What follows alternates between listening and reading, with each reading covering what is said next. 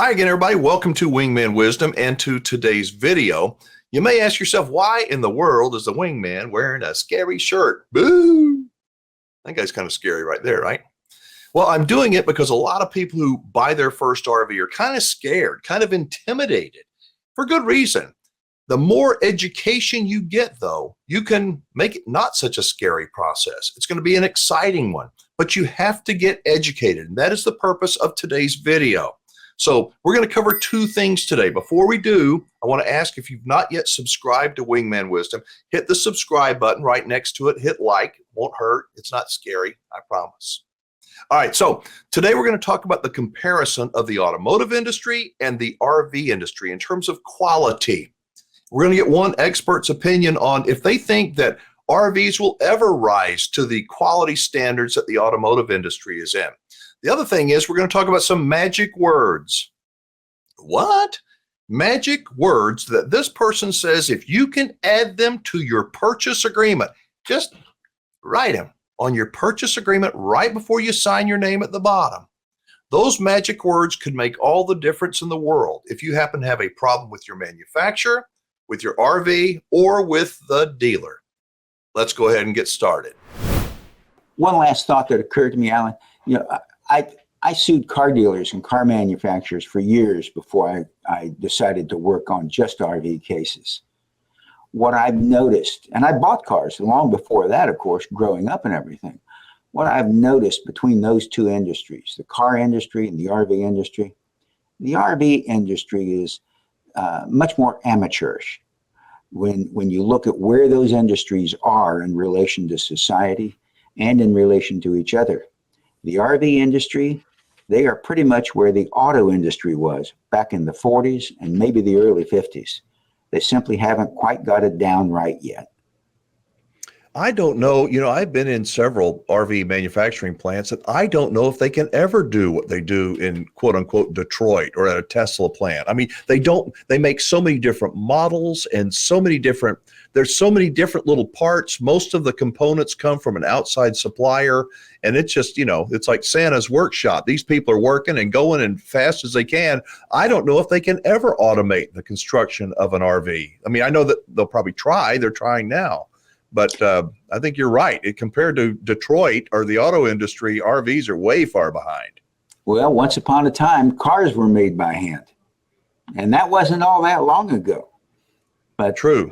And the surprising part of it is there were a lot of cars that were made in Europe by hand and being sold and didn't have anything close to the severity and degree of problems that you see with RVs.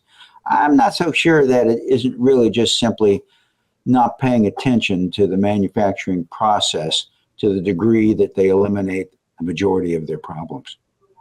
Okay, I'm going to let you go in a minute, but first, before I do, there were some magic words that you told me a few years ago that if I'm buying a new RV, that if I could get the finance manager, somebody from the dealership, to write some words on the bill of sale or on the contract, that would be a very good idea if I could get the dealer to do that. Do you remember that? Yeah, I sure do. And Tell basically, if you can get them to write it down on there first in their own handwriting, that's better. But if you can't, then you write it down on there and then draw a line for the salesperson to initial or somebody from the dealership to initial. And basically, the reason is because in most dealers' sales contracts, there are little clauses, some of them what we call mice print, they're so small when they're printed, that basically say they're not giving you nothing. No promise, no warranty, no nothing of any kind on the RV that they're selling to you. Some of them even say they're selling it to you as is, which would cause some people to worry if they noticed it. That's the problem. The way to fix that is to have them put down, or else you handwrite down and have them initial. We warrant this RV for 3 days. Something. Simple. 3 days, 1 week, 1 day, I don't care. Something. Because legally, once they give you that, then you have a 4-year warranty that automatically kicks in to cover you. And it's from the dealer. And that can save your day when the manufacturer says, well, you used it for business purposes because you made that phone call to that real estate buyer. So we don't have to do nothing for you. I have mentioned this to several dealers, and they go, I would never do that. But this was when RVs were flying off the lot. And I'm wondering today, because inventory levels are high, the business is not what it was a year ago in terms of sales. If dealers would say, you know what, I need to get this thing sold, and they would include that on their paperwork. So I think it's a great idea. Hey, all they can do is say no. Yeah, that's right. And if you take the step ahead of the game, they hand it to you to sign, and just before you sign, take that pen out and write that on there. Dealer warrants this RV for 3 days after I buy it. Then you sign it down at the bottom and hand it to them.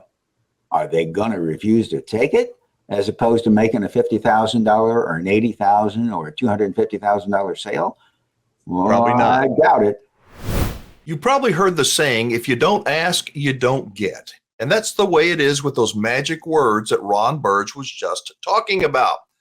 I think with today's climate at RV dealerships, it will be much easier to have the dealer allow you to add those words to your purchase agreement than it would have been during the pandemic when those RVs were flying off the lot. So give it a try.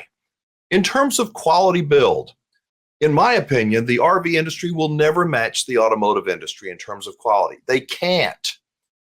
The RV industry does use many things in automation. I mean, I've been to manufacturing plants, and they do a lot of stuff that I was not aware of. I think you'd be impressed by.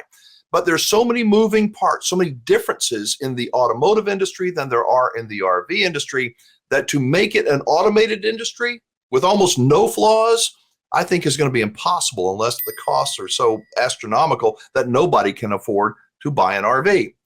But what do you think? Drop a comment down below. And if you have a question that you'd like to ask Ron Burdge, I'll do it for you.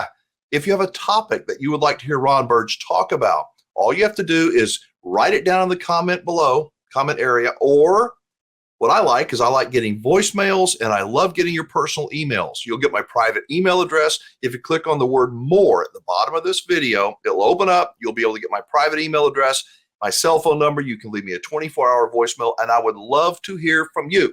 And I promise, whatever you'd like Ron Burdge to discuss, I will add it to my list. I've got a big production list, and I will put your question, your topic on that list for the next time we get together.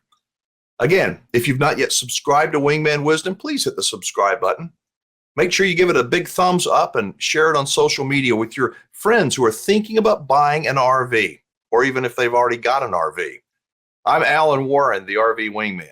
Be safe, have fun, play nice, and don't leave your good manners at home.